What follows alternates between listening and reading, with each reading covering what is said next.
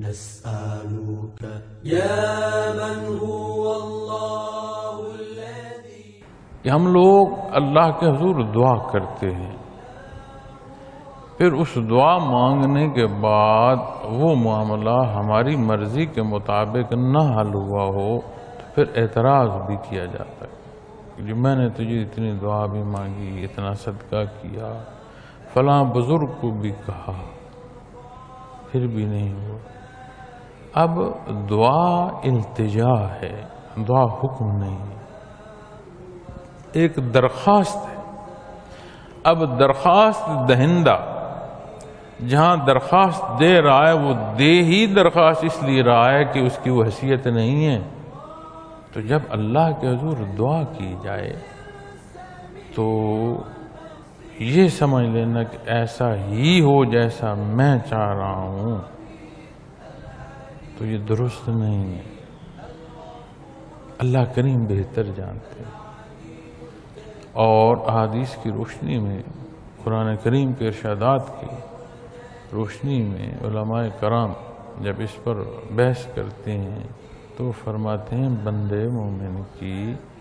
کوئی دعا رد نہیں ہوتی، ہر دعا کو شرف قبولیت ہے۔ اس کی مثال حضرت جی رحمۃ اللہ تعالی علیہ ایسے فرمایا کرتے تھے کہ ایک معصوم ہے، اسے جو چھری یا خنجر ہے اس کی چمک متوجہ کر رہی ہے، لیکن وہ یہ نہیں جانتا کہ یہ چمکدار شے اسے نقصان پہنچا سکتی ہے، اس سے اسے نقصان ہو سکتا ہے۔ آگ کی روشنی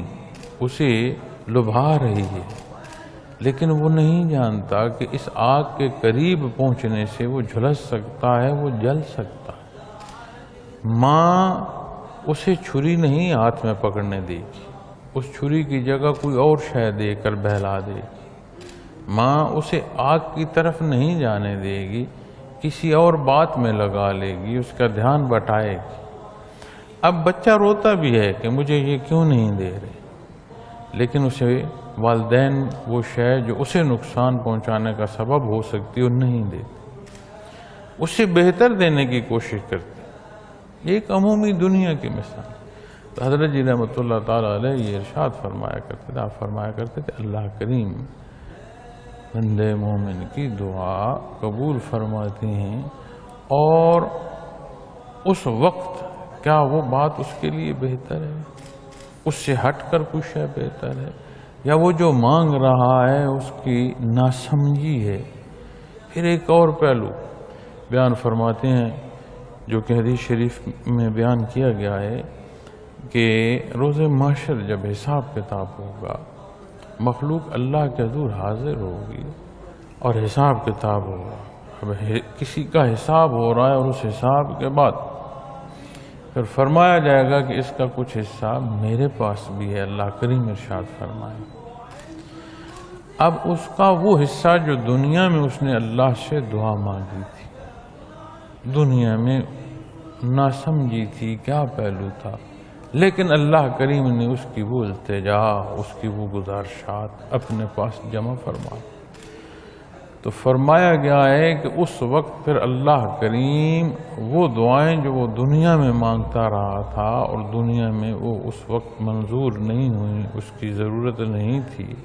اس کی کمزوری یا نہ سمجھی، لیکن اللہ نے رد نہیں فرمایا، اس وقت ان دعاؤں کا اجر اور ثواب اس کے پلڑے میں رکھا جائے۔ تو فرمایا جاتا ہے کہ مستجاب الدعا، جن کی دعاؤں کو شرف قبولیت حاصل ہوتی ہے، وہ بھی یہ کہہ اٹھیں گے کہ کاش دنیا میں کوئی دعا قبول نہ ہو، سارا حصہ آج نصیب ہوا ہوتا، اتنی اللہ کی عطا۔ اب اس عطا کے لیے تعلق مع اللہ ضروری ہے، اور تعلق مع اللہ کے لیے فقط اظہار ظاہری کافی نہیں ہے، اس کے ساتھ عبادات کے پہلوؤں کا اختیار کرنا، اس کے ساتھ معمولات زندگی کو اللہ اور اس کے حبیب کے حکم کے مطابق اختیار کرنا، اور اس اختیار تک کرنے کے پہنچنے تک سب سے پہلا حصہ جو ہے وہ جاننا ہے کہ ہم جانتے تو ہیں، اس جاننے کے ساتھ قوت ایمانی مضبوط ہو کہ وہ عمل تک لے جائے، وگرنہ ہمارے قدم ڈگمگا جاتے ہیں، دنیا کی رغبت ہمیں حق سے ہلا دیتی ہے، کسی مخلوق کا خوف ہمیں حق گوئی سے روک دیتا ہے، تو پھر سینے مزین ہوں کیفیات محمد الرسول اللہ صلی اللہ علیہ وسلم سے، تو یہ جان اس کی ہے، گردن کٹتی ہے تو کٹ جائے، بات حق پر رہے گی۔